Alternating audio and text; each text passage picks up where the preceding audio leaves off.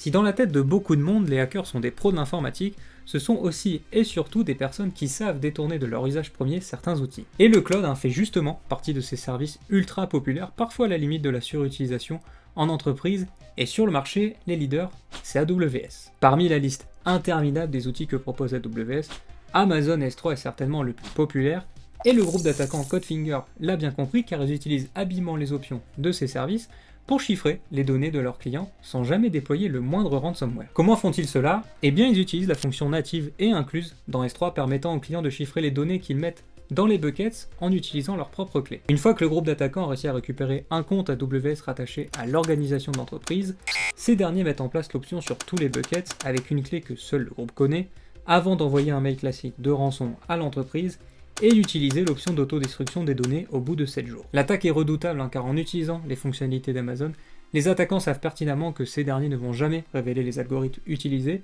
et en plus, ils s'évitent de devoir coder un ransomware de zéro. Voilà, pour moi, le futur de la cybersécurité, des attaquants utilisant les options de sécurité fournies par les services pour leurs propres bénéfices.